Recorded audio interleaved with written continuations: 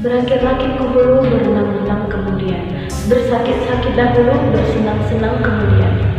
Mari kita jadikan pantun tersebut sebagai pedoman hidup kita, di mana pada hari ini kita harus bekerja keras, berjerih payah untuk mencapai sesuatu yang kita inginkan atau mimpi yang kita inginkan sejak dulu.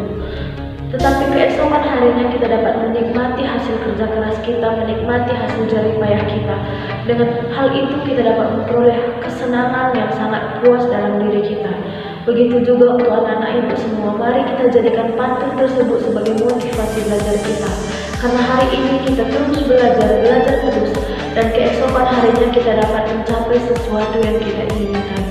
Nah, berjumpa kembali dengan saya Ibu RD di mata pelajaran Pendidikan Pancasila dan Warga Negara untuk kelas 9. Kali ini kita berjumpa di pertemuan ke-10 dengan membahas subbab baru di bab 6. Untuk membuka materi pembelajaran kita, mari kita sambut dengan salam SFD, semangat, fraternitas, dinas.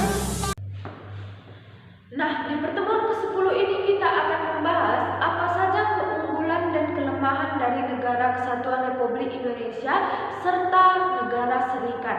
Nah, yang pertama kita akan membahas apa saja keunggulan di Negara Kesatuan Republik Indonesia. Yang pertama, jumlah dan potensi penduduknya sangat besar dengan nomor urut keempat setelah negara India dan Amerika Serikat. Dan yang kedua, memiliki keanekaragaman dalam berbagai aspek kehidupan sosial budaya seperti agama, ras, sosial, dan kesenian lainnya yang dimiliki oleh negara Indonesia.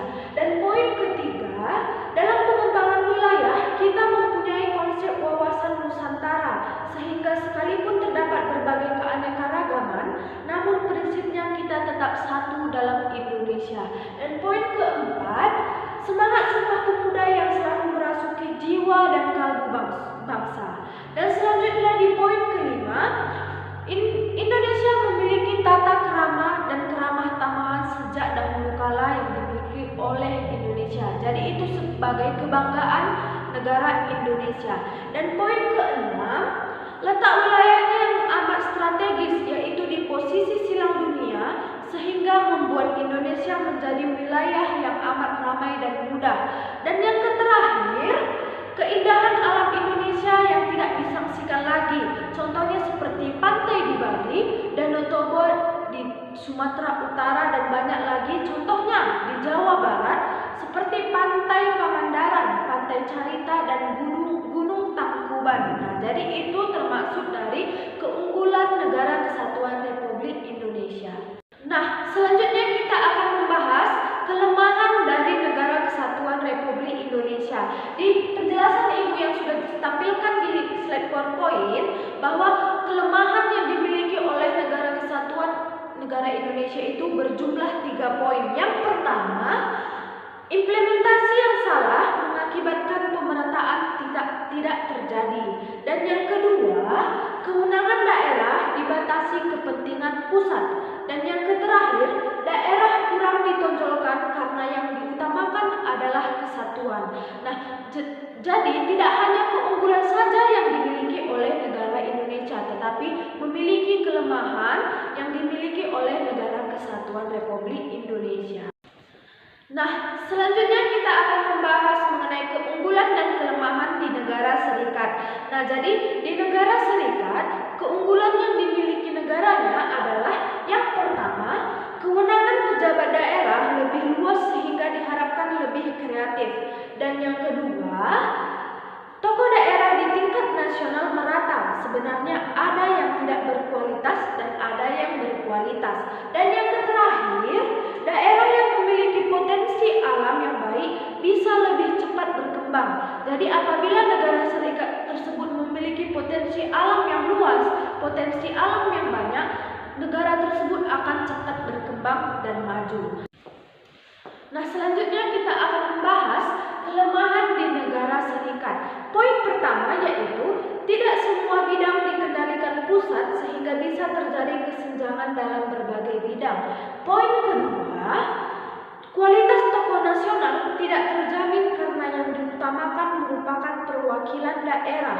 Dan yang ketiga, biaya demokrasi mahal karena pemilu pemilihan pejabat dilakukan berkali-kali. Dan poin keempat, kepemimpinan pusat dan daerah bisa tidak sejalan karena memiliki kepentingan masing-masing. Dan poin yang kelima, kesejahteraan rakyat bisa tidak merata sehingga terbentuk kelompok daerah kaya, sedang, dan miskin. Nah, poin ketujuh, korupsi semakin meningkat sama seperti di negara Indonesia, yaitu kelemahan yang dimiliki Indonesia dan negara Serikat.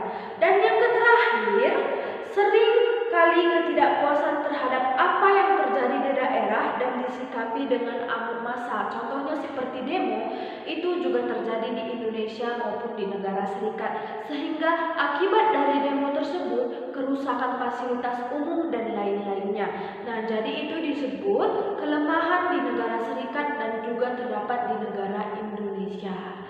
Jadi di pertemuan ke-10 kali ini kalian akan mengerjakan tugas mandiri, di mana tugas mandirinya yaitu menuliskan keunggulan dan kelemahan dari negara kesatuan dan negara serikat. Di tabel pertama kalian menuliskan keunggulan dan kelemahan dari negara kesatuan, dan di tabel kedua kalian menuliskan keunggulan dan kelemahan dari negara serikat sama seperti di negara kesatuan tadi. Dan ibu harapkan untuk anak-anak ibu semua jangan memindahkan keunggulan dan kelemahan dari yang sudah ibu jelaskan tadi. Ibu harap kalian mengambil dari sumber lain seperti di buku dan di internet. Nah, jadi ibu ingin kalian mengerjakan di dalam karton warna putih dan dilakukan dan dikerjakan secara menarik dan kreatif mungkin. Jadi ibu akan menilai dari kreatifnya anak-anak ibu dan tidak memindahkan dari PowerPoint yang sudah ibu jelaskan. Jadi poin yang paling penting, kalian melihat dari sumber lain dan mengerjakannya semenarik mungkin dan sekreatif mungkin.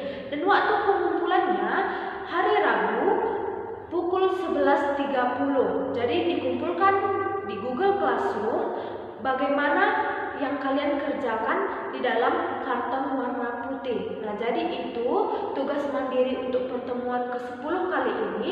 Ibu harap kalian dapat melakukannya dengan baik.